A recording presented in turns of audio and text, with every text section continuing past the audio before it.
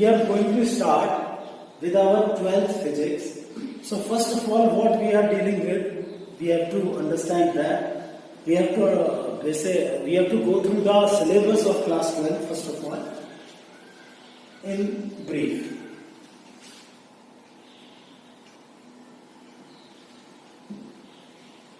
So in class 11, what we are dealing with is mechanics.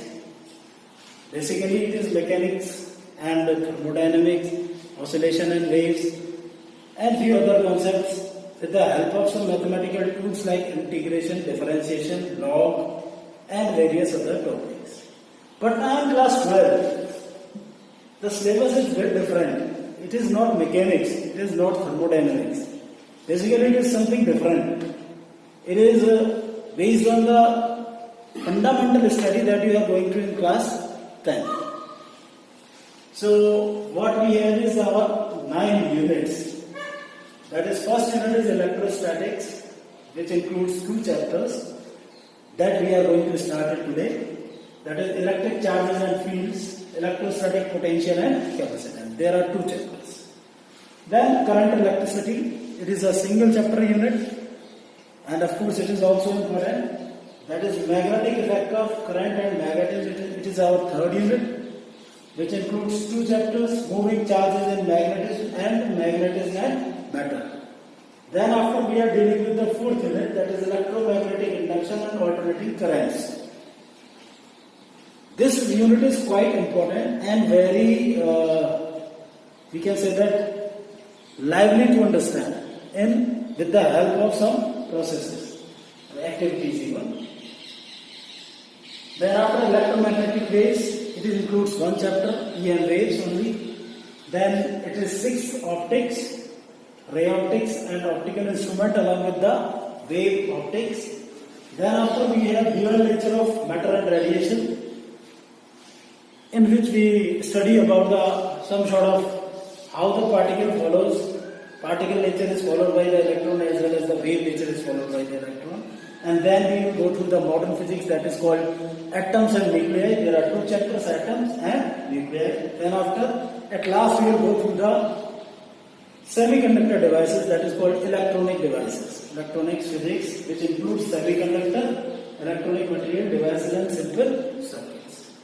So it is quite important and very interesting for your further studies if you are dealing with the electronics and electricals in your further studies.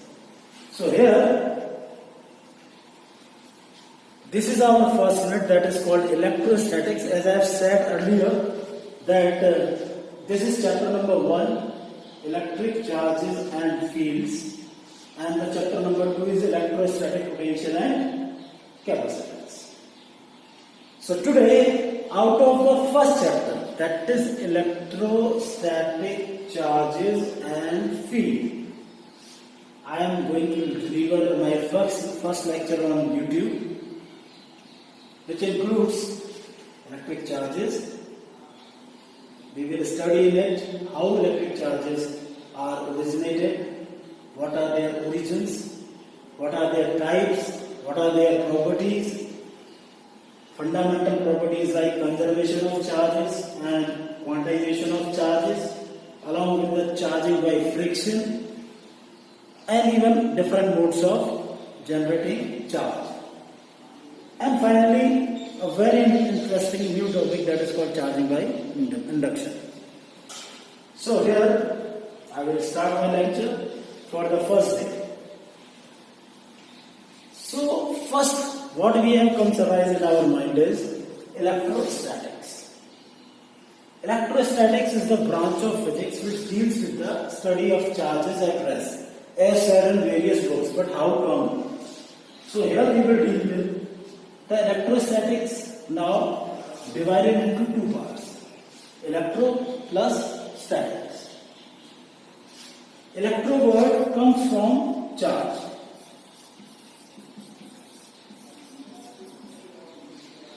And static means at rest.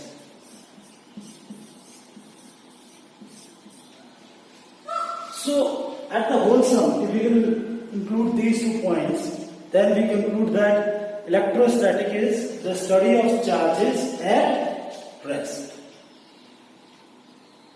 In class 10, you have already gone through the concept of flowing charge. हम लोगों को याद था what we are dealing is there is a charge particle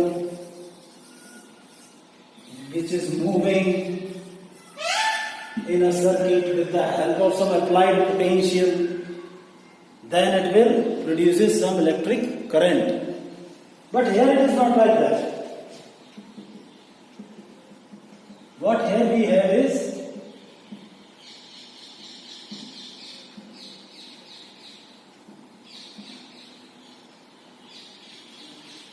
fundamentally the charge. The static conditions of charge is like, let us take the two conditions of the charges. It is, if we will say, charge at rest and charge is in motion. If at rest, then how produces charge? If it is in motion, then what will it produce? We will go through that concept. Fine. So here, not only this concept, we will also derive how the properties of the charge varies in terms of rest as well as in terms of motion. The concept of rest of charge is wholesale taken in unit 1, that is called electrostatics. But the concept of the charges in motion is to be considered or is to be taken out in our second unit, that is called current electricity.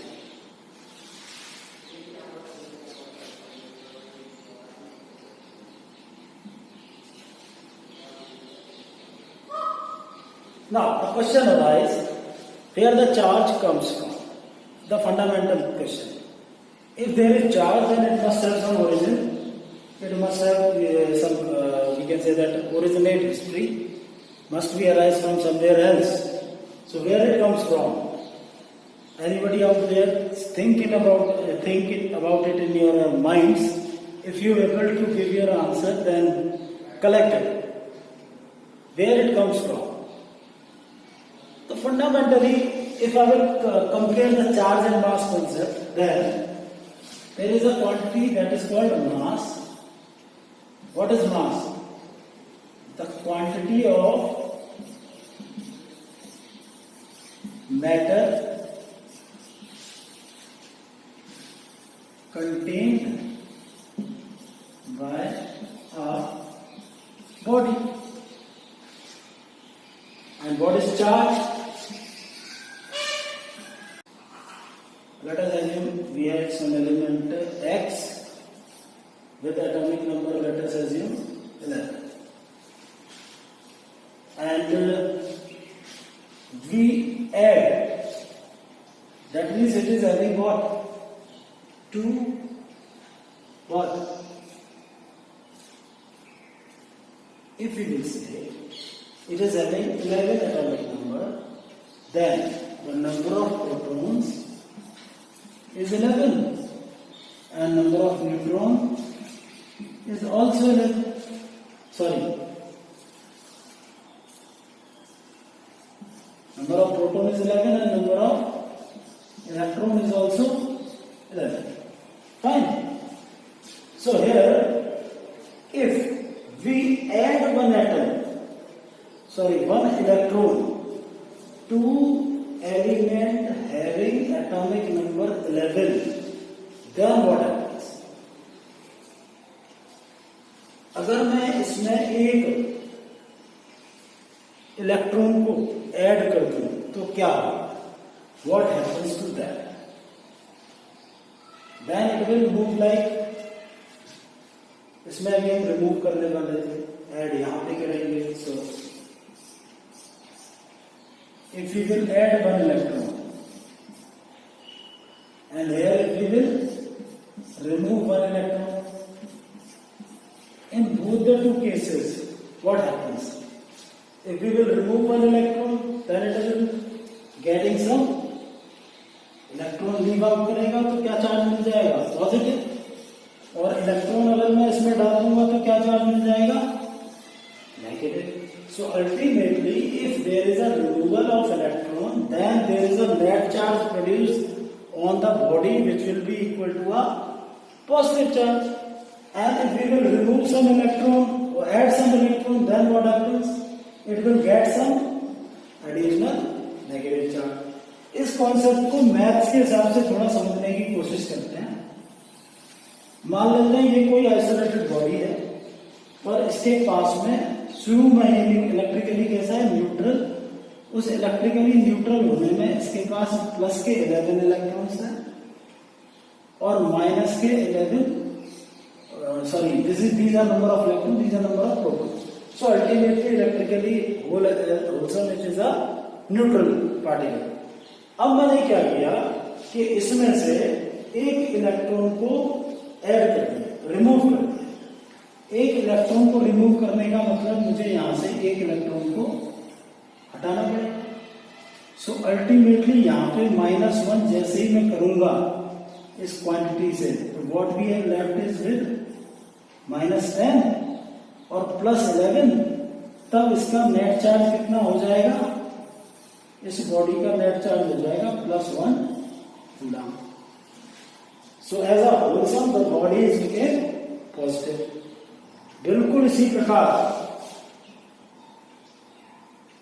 अगर same उसी body को ले लिया जाए जो कि again isolated है, फिर से उसके पास में 11 प्लस के और 11 ही माइनस के चार्जेस हैं. अब मैंने इस बार क्या किया, एक चार्ज को उसमें ऐड कर दिया, that is addition of charge. मान लेते हैं मैंने +1 ऐड कर दिया. So now what we have is again the same quantity what we have living with this. So we can say that again plus positive body, but here what we say it is something different. So here the addition of electron takes place. मैंने यहाँ पे क्या किया, अभी proton को डाला है. अगर मैं इलेक्ट्रॉन को डालूंगा तो क्या होगा? अब मैं यहाँ पे ऐड कर दिया 1 इलेक्ट्रॉन. जब मैंने इसमें 1 इलेक्ट्रॉन को ऐड कर दिया तो ये माइनस के 12 प्लस के 11. So ultimately what we have is -1. तो इस तरह से मेरे पे क्या मिल गई, इलेक्ट्रिकली होलसम एक नेगेटिवली चार्ज बॉडी मिल गई. तो चार्ज बॉडी के ऊपर इलेक्ट्रॉन थ्योरी ऑफ चार्जिंग के द्वारा कुछ इस प्रकार से अपीयर होता है.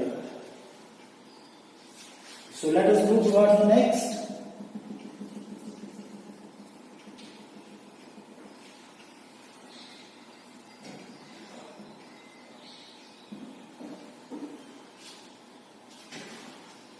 That we already basically discussed. Electric charge is rest and in motion.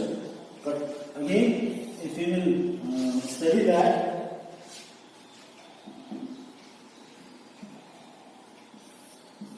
there are two conditions of charges, as we earlier discussed. It may be at rest or in motion. If it is at rest, then there is the study of charges that is called electrostatic, जो कि हम अभी पढ़ रहे हैं. दूसरा जब वो मोशन करेगा तो वो उसको बोलेंगे इलेक्ट्रिक करंट, और ऐसा भी कंसीडर करंट इलेक्ट्रिसिटी, जो कि अपनी सेकेंड यूनिट है, ये अपनी फर्स्ट यूनिट है. अब इसमें कारण हमने क्या लिया, चार्ज के प्रोडक्शन का. ये भाई जब रेस्ट में है तो यहाँ पे इलेक्ट्रिसिटी कहां से आई, इलेक्ट्रिक फील्ड कहां से आई, और अगर बात करें तो इसकी प्रॉपर्टीज जनरेट कहां से होगी, अलग अलग तरह से. जबकि यहाँ तो मोशन में था, समझ में आता है कि करंट प्रोड्यूस होगा, पोटेंशियल अप्लाई करेंगे, number of things can appear, but इस तरह से तो ये समझ में नहीं आता है. सो इस कॉन्सेप्ट को जानने के लिए we will move ahead towards the property of charges, and then after we will go through the fundamental properties की वो चार्ज एक्ट कैसे करता है. First of all, the charge is a scalar quantity because it does not have some direction, specified direction नहीं होता charge का, और ये वेक्टर के लॉस को ओबे नहीं करता, लॉस ऑफ वेक्टर एडिशन को, इसलिए it is a scalar quantity.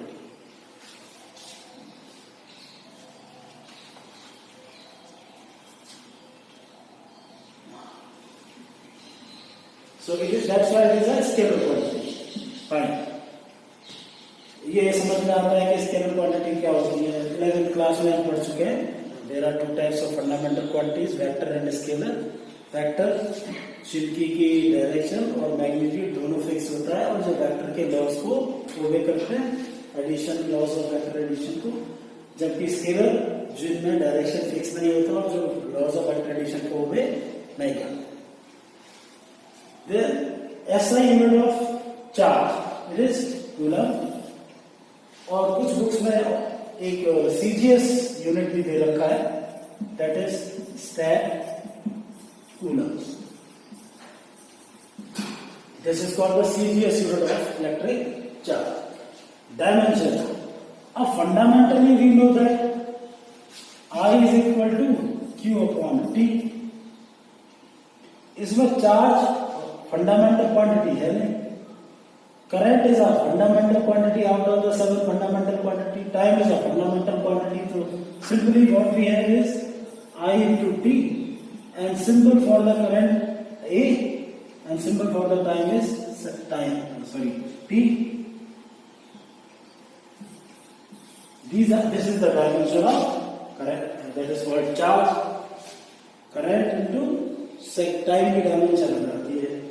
There are two types of charges हैं अगर हम बात करें, एक होता है पॉजिटिव और एक होता है नेगेटिव, जैसा कि अभी हमने बताया कि वो बॉडी पे किस तरह से अपीयर करता है, either by removal of electron, either by addition of electrons. Then there are some basic properties we can say that we have already discussed in class 10 also. The same charges, if we have same charges, then they repel each other or attract. This is the symbol of attraction. ये तो गड़बड़ हो जाएगा अगर इस condition में है कि एक चार्ज ये और एक चार्ज ये एक दूसरे को खींच रहा है, तो उसको बोलेंगे अट्रैक्शन, लेकिन ये क्या कर रहा है, repel. So it was something like this, ये एक दूसरे से दूर भागे। बिल्कुल इसी तरह अगर ऑपोजिट चार्जेस हैं, if you will say something like this, then what happens, ये एक दूसरे को क्या करेंगे, अट्रैक्ट करेंगे, दे अट्रैक्ट ईच अदर। यहां पे जो मैं डायरेक्शन दिखा रहा हूं और जब भी अभी हम आगे बढ़ेंगे इलेक्ट्रिक फील्ड इंटेंसिटी में, उन जगह पे दोनों में चेंजेस आएंगे, कारण कि वहां पे हम एक स्टेशनरी चार्ज की वजह से दूसरे चार्ज पे लगने वाली इलेक्ट्रिक फील्ड इंटेंसिटी या फोर्स को डिटरमाइन करते हैं। यहां पे हम सिंपल प्रॉपर्टी की बात कर रहे हैं। Okay, next, now further move towards the next property. ये बहुत इंपॉर्टेंट है, बोर्ड में हमेशा आती है, quantization of charge. Quantization of charge में हम सबसे पहले जो क्वांटाइजेशन वर्ड है इसको समझेंगे।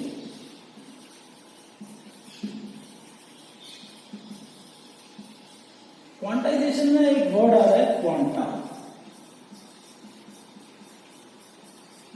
क्वांटा आप पढ़ चुके हैं वैसे, और otherwise it is a bundle, a packet that we have studied in the photon, quanta of photon, that is called bunch of photons which forms a light ray. So ultimately यहाँ पे light की तो बात नहीं हो रही है, अभी सीधे क्वांटा वर्ड की बात हो रही है। तो यहाँ क्वांटा किस लिए लिया गया है? सो क्वांटा यहाँ पे लिया गया है कि charge is always resided in a body in the terms of integral multiple of the fundamental charge. It was, I have been discussed previously, just 2 slide पहले हम डिस्कस कर चुके हैं, लेकिन दूसरे शब्दों में अगर मैं बात करूं, इसका मैथमेटिकल फॉर्म होता है Q is equal to plus minus NE. So the net charge on a body will be equal to the integral multiple of the fundamental charge E. कहने का मतलब ये कुछ ऐसी बात है कि या तो बॉडी पे एक चार्ज हो सकता है, 2 चार्ज हो सकता है, 3 चार्ज हो सकता है, 100 हो सकता है, 200 हो सकता है, 1 लाख हो सकता है। मैं मान लो बात कर रहा हूं कि मेरे पास ही मार्कर है, पॉइंटर है, इस समय इस पॉइंटर पे इस समय let us assume we have 1000 electrons, then it will have a charge of Q is equal to plus minus 1000 into 1.6 into 10 raised to power minus 19 coulomb. लेकिन अब अगर मुझसे कोई बोल दे कि नहीं सर इसमें 1.5 इलेक्ट्रॉन्स है, it is not possible because 1.5 is not an integer quantity. So this is what the quantization of charge rule said. The charge is always residing on the conductor in terms of the integral multiple of the fundamental charge. That is called E is equal to Q is equal to plus minus Ne, where E is the fundamental charge on one electron, that is 1.6 into 10 to the power minus 19 coulombs. बिल्कुल इसी पे based आधारित दूसरा है, the magnitude of charge is independent of the type. तात्पर्य यह है, अभी हम बात कर रहे थे कि चार्ज नेगेटिव भी हो सकता है, पॉजिटिव भी हो सकता है। तो बिसाइड द नेगेटिविटी और positivity of the charge, the magnitude of the charge will always be equal to 1.6 into 10 to the power minus 19 coulomb। कहने का मतलब ₹1 चाहे मैं पॉकेट से निकाल रहा हूं और चाहे मैं पॉकेट में डाल रहा हूं, उसका मैग्नीट्यूड फंडामेंटली क्या रहा चार्ज का ₹1। अब वो निकाल रहा हूं तो मैं क्या कर रहा हूं, पॉकेट को खाली कर रहा हूं, तो मेरे पास अल्टीमेटली कैसा चार्ज अपीयर हो जाएगा, कमी आ जाएगी, नेगेटिव। और अगर पॉकेट में मैं डाल दूंगा तो अल्टीमेटली दे दूंगा कि मेरी पॉकेट बढ़ गई, तो मेरे हिसाब से कैसा पॉजिटिव। लेकिन चार्ज के केस में उल्टा है, मैंने जब एक इलेक्ट्रॉन को निकाला तो मेरे पास पॉजिटिविटी बढ़ गई, और जब मैंने एक इलेक्ट्रॉन को डाला तो मेरी नेगेटिविटी बढ़ गई। It was just opposite to the concept of the money in my pocket, अगर हम बात करें। चलिए over to next, the relativistic invariance of charge. मतलब ये थोड़ा सा टिपिकल वर्ड है, रिसर्च का टॉपिक है ये, अभी भी इस पे रिसर्च चल रही है,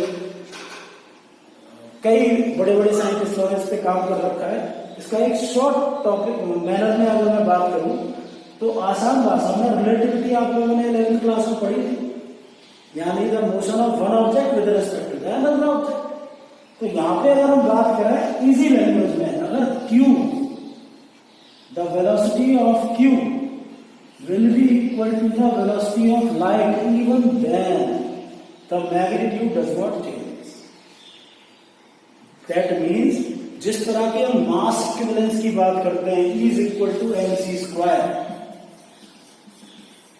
तो जब पार्टिकल की वेलोसिटी लाइट की वेलोसिटी के बराबर हो जाती है तो the rest mass is considered to be 0।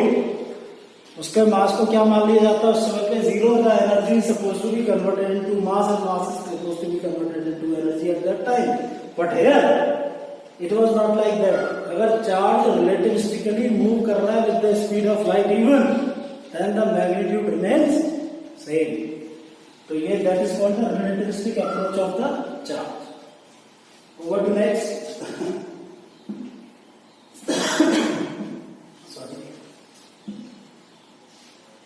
now here comes the topic of conservation of charge.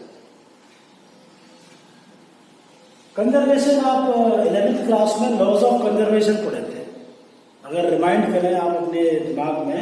So there are several laws of conservation, और 4 थे। Law of conservation of charge, law of conservation of momentum, law of conservation of energy and law of conservation of angular momentum. There are 4 laws of conservation. Here we are dealing with the conservation of charge. The statement is remain same just like in class 11. The charge can neither be created nor be destroyed, but it may transfer from one body to another body. Very simple. तो बस वही चीज है यहाँ पे। अगर मान लीजिए कोई आइसोलेटेड सिस्टम है, हाँ ये सारी प्रॉपर्टी आइसोलेटेड के लिए है, अगर हम यहाँ पे मिक्स कर देंगे तो गड़बड़ हो जाएगी बात।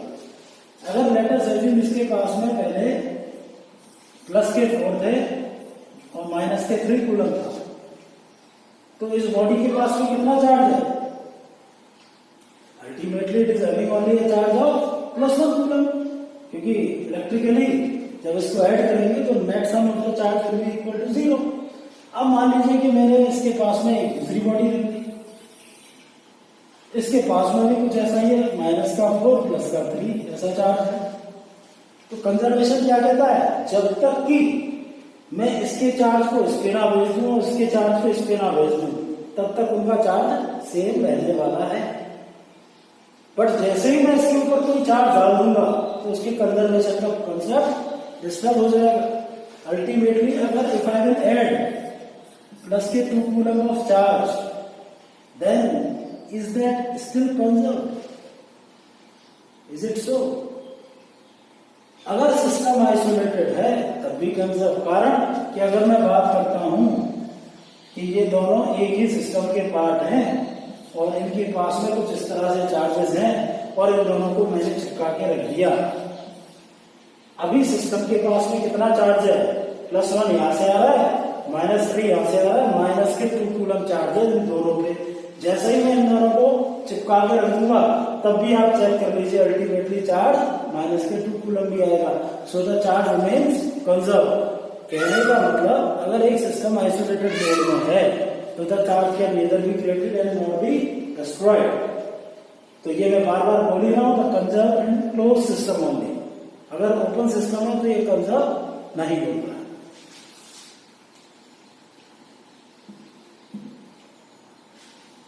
Now, there are various methods of charging that we have already studied in various, you can say that notes, what I have sent to you people. But here, we are dealing it with the help of some examples, or even if possible, in the next lecture, then we will perform some activities as well. So, first method of charging is by rubbing, or we can say that friction. ये बहुत ही easy concept है और घर में सारे बच्चे generally देखते हैं।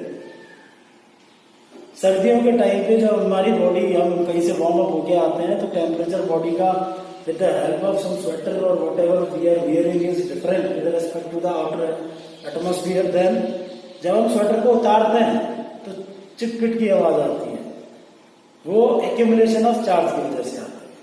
फ्रिक्शन होता है बॉडी और स्वेटर की सरफेस के बीच में और एक चार्ज एक्सेस चार्ज सरफेस पे आ जाता है स्वेटर की, और जब हम उसको उतारते हैं तो वो स्पार्क करने लगता है।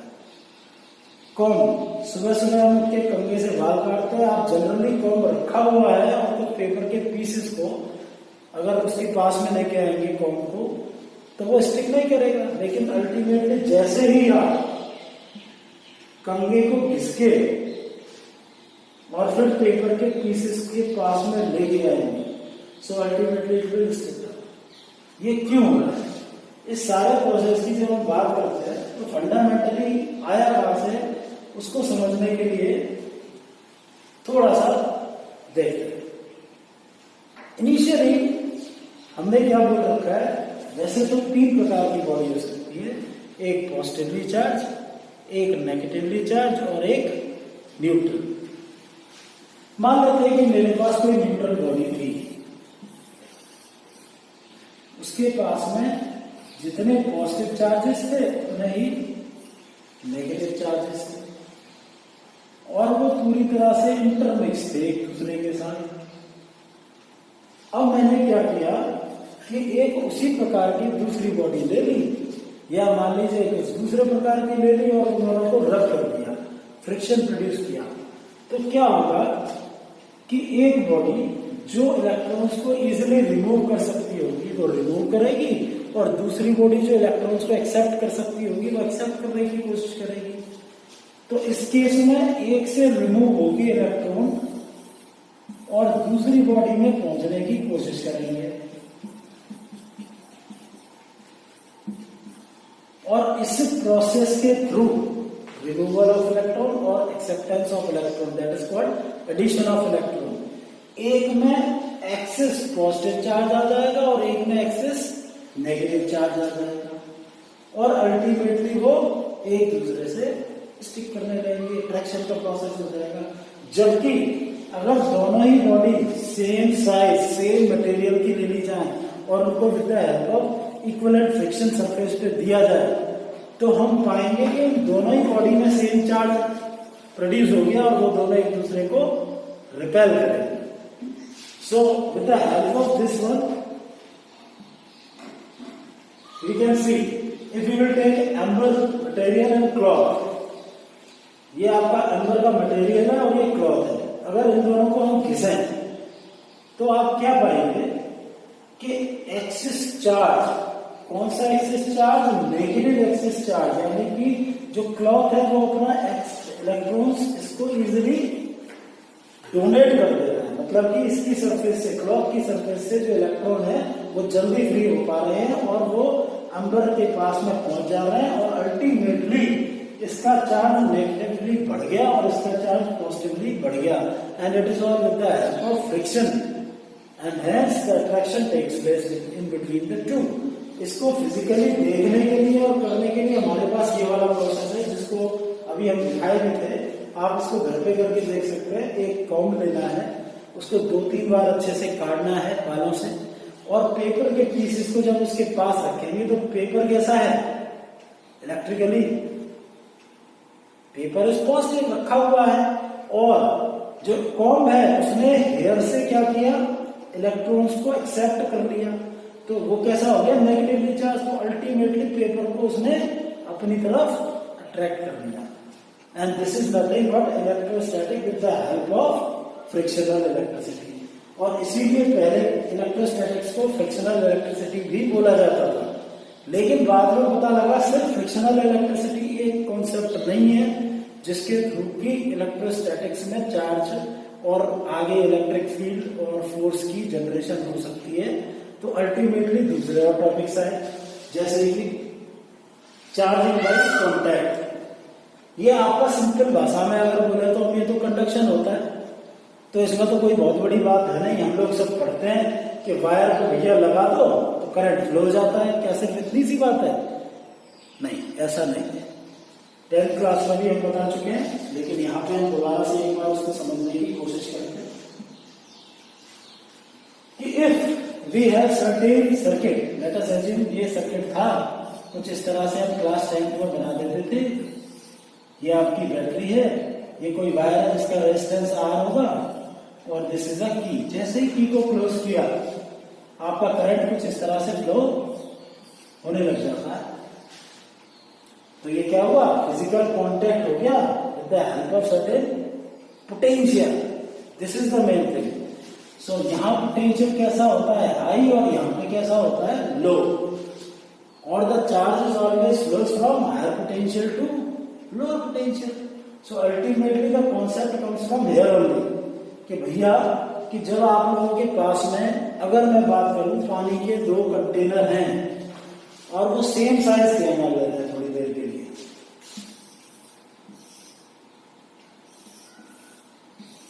और एक में पानी भरा हुआ है इतना सारा, एक में थोड़ा सा भरा हुआ है, और इनको with the help of pipe मैंने कनेक्ट कर दिया, तो यहाँ पे जो प्रेशर है वो इसके pressure at point P1 will be more than the pressure at point P2। सीधे सीधे दिख रहा है। तो ये water will release from higher potential to lower potential, and ultimately they will reach certain same level. बिल्कुल इसी प्रकार चार्ज बन रहा है कि अगर एक बॉडी के पास में चार्ज कितना है? 4 कूलम, और एक बॉडी के पास में चार्ज कितना है? 2 कूलम। तो अल्टीमेटली 4 से 2 की तरफ मूव करना चाहिए। फिर क्या ऐसा होगा? ऑफ कोर्स होना चाहिए। अगर हम बात करें, देयर आर 2 कैपेसिटर्स, एक की कैपेसिटी कितनी है? प्लस के 2 कूलम, एक की कैपेसिटी कितनी है? माइनस के 1 कूलम। तो the charges flow from, now which one is higher potential and which one is lower potential? ये हम पढ़ेंगे अभी 3rd चैप्टर में, 2nd चैप्टर में, जो कि इलेक्ट्रोस्टैटिक पोटेंशियल है। अभी हम बताएंगे कि कौन सा नेगेटिव पोटेंशियल या पॉजिटिव पोटेंशियल बड़ा होता है। फिलहाल यहाँ मैग्नीट्यूड वाइज अगर देखेंगे मैथमेटिकल कॉन्सेप्ट के थ्रू, तो +2 बड़ा लग रहा है -1 से, तो हमें ऐसा लग रहा है कि भैया ऐसे करके चला जाएगा, सीधी सीधी बात है। बट जो भी होगा एवरेज तो निकल के आएगा। That means Q1 + Q2 upon 2। तो अलग अलग इनकी अगर शेप है तो दोनों पे चार्ज का एडिशन होगा, और उन दोनों का जो एवरेज निकलेगा वो दोनों पे आ जाएगा। ठीक है। बट अगर मान लीजिए कि डिफरेंट साइज के हों, एक बड़ा है और एक ही है, विथ पतली है, और फिर ये with the help of some pipe connect हो रखे हैं। So ultimately what happens? यहाँ पे पानी फिर से कम है और यहाँ पे पानी ज्यादा भरा हुआ है। Now what? Again higher pressure to lower pressure, same level पे आना चाहिए with the help of concept. क्या ऐसा ही होता है? बिल्कुल होता है। This is called hydrostatic paradox. या हम 11th क्लास में पढ़ चुके हैं हाइड्रोस्टैटिक्स में। तो in case of charges also remain same, क्योंकि ये कैपेसिटी है।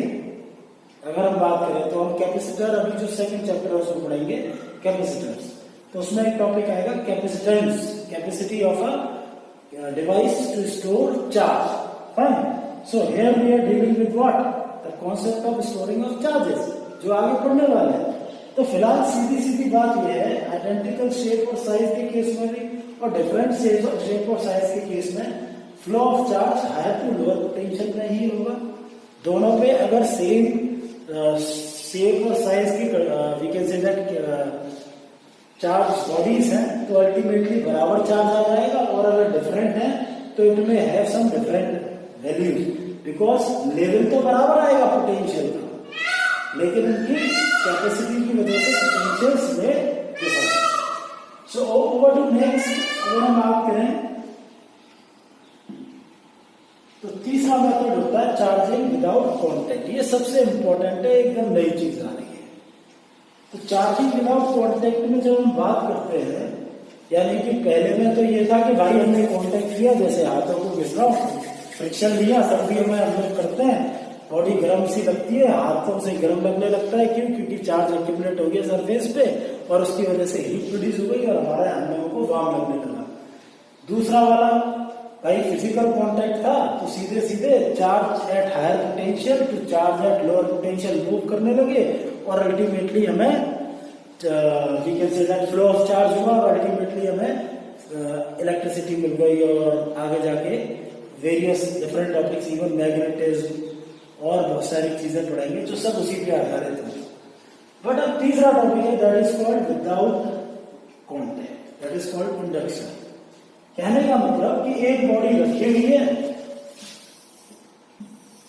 दूसरी बॉडी के पास, अब without touching these two bodies, without making them in exact physical contact, how the charge will appear on this body due to the charge on that body.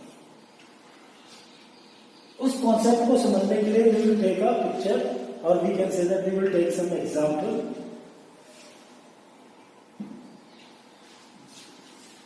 In this example, we have considered a neutral body.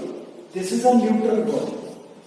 इस body के पास 3 plus के coulomb charge है और 3 minus के coulomb charge है,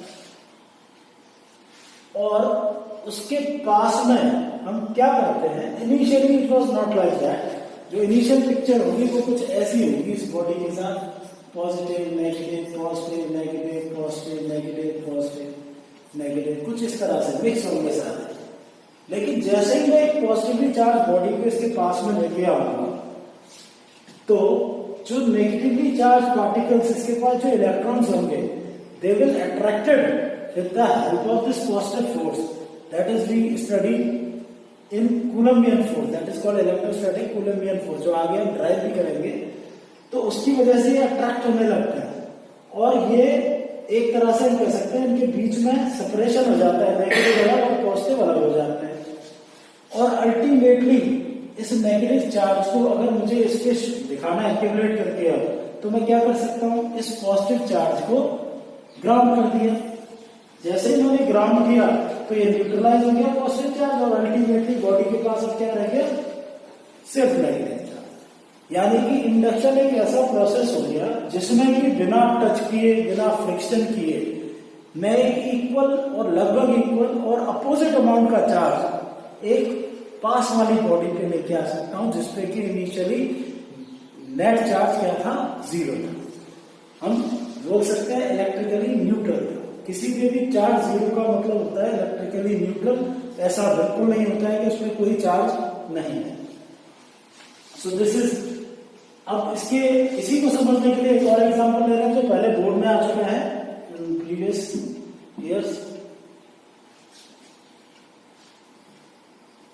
अभी यहां पर मैंने 2 बॉडीज को लिया है, they are completely we can show uncharge. तो अनचार्ज का मतलब अनचार्ज नहीं है, दे आर इलेक्ट्रिकली न्यूट्रल, यानी कि इन दोनों बॉडीज के पास में जितना पॉजिटिव है उतना ही नेगेटिव है। यानी कि रियल पिक्चर कैसी हो गई अगर मैं बात करूं इन दोनों ही बॉडीज की, तो इसके पास में अगर इतना सारा नेगेटिव था और इसके पास में अगर इतना सारा पॉजिटिव था, ये 5 और ये 5 कितना 0, बिल्कुल इसी तरह यहां पे भी ये कर देते हैं हम।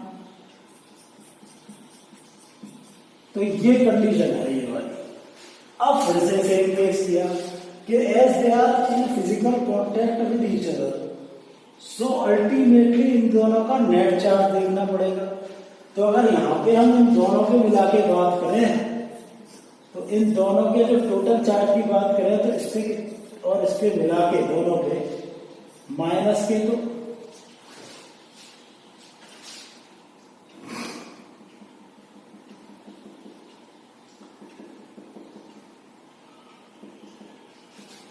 देखिए इस बॉडी पे हमने कितने लिए थे -5, तो -5 प्लस 5, इस पे कितने लिए थे -5 प्लस 5, तो अल्टीमेटली कितना हो गया -10 plus 10 that is equal to 0 coulomb. Initial picture ये है इसकी।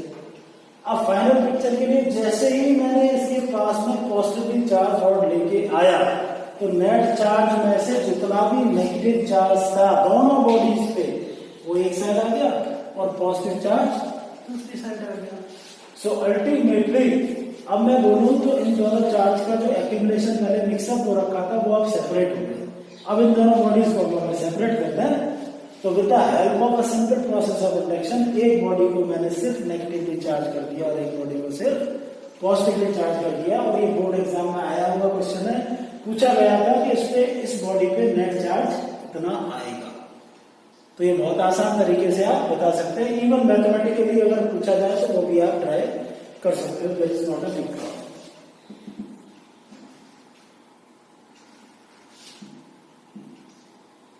देयर आर सर्टेन एग्जांपल्स जो अब तक हम लोगों ने पढ़ा है उसके आधार पर मैं 2-3 एग्जांपल आप लोगों को प्रॉब्लम्स करा रहा हूं, कोशिश करेंगे इसको समझने की।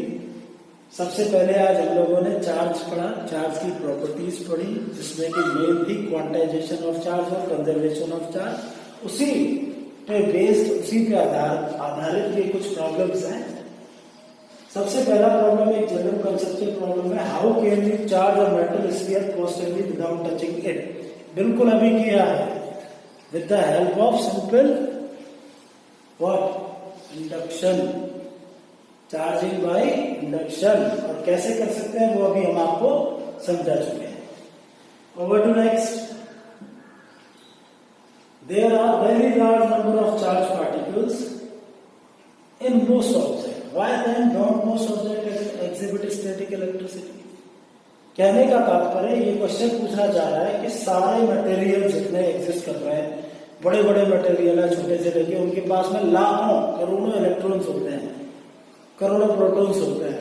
जब इतने सारे इलेक्ट्रॉन और प्रोटॉन उनके पास ऑलरेडी है तो why they don't exhibit static electricity? तो इसका कारण क्या है कि हाँ सबके पास में चार्ज है। भाई चार्ज की कमी बिल्कुल नहीं है। मैंने बोला ना कि इस बॉडी के पास में अगर मैं ये एक बॉडी बना दूं, कोई मेटेलिक बॉडी है लेटर से, इसके पास में 10⁶ इलेक्ट्रॉन है प्लस के, यानी कि प्रोटॉन्स हो गए, और 10⁶ माइनस इलेक्ट्रॉन्स यानी कि चार्ज हो गए, इलेक्ट्रॉनिक चार्ज हो गया। तो चार्ज की कमी कहीं नहीं है। Net charge will be equal to 0। Problem ये है। सो यही क्वेश्चन का आंसर है। Why then they don't most objects exhibit static electricity because the net charge will be 0 even though it is having lakhs of coulomb of charges. 1 lakh 2 lakh बहुत सारा charge है, लेकिन उसके बावजूद अल्टीमेटली नेट चार्ज क्या है 0। सो अल्टीमेटली हम इसको we can say that existence में नहीं ला सकते। ठीक है, अगला क्वेश्चन देखते हैं। Calculate the number of electrons constituting 1 coulomb of charge. बहुत बेसिक छोटा सा एक एग्जांपल है जो मैंने लिया है यहाँ पे। एक फॉर्मूला आप लोग पढ़े थे, Q is equal to plus minus NE। So here we want to determine number of electrons. What we have is the total charge is 1 coulomb and the charge on electron is 1.6 into 10 raised to power minus 19 coulomb. If we will put the value, then N is equal to Q upon E, that is 1 upon 1.6 into 10 raised to power minus 19 coulombs. It is nearly equal to 6.65 something into 10 raised to power 18 electrons. तो कितने 10 raised to power 18 order के electrons 1 coulomb of charge को constitute कर पाते हैं. ये mathematically आप आराम से निकाल सकते हैं. Next question. There are some problems. Please take the screenshot of this page and you people just try to solve them, and if you have some doubts then please ask me on my WhatsApp number. Thanks. This is today's class, and tomorrow what we are going to is, that is the second lecture from the same chapter, electrostatic charge and field, which includes Coulomb's law, forces between 2-point charges, forces between multiple charges, superposition principle and continuous charge distribution. Thank you.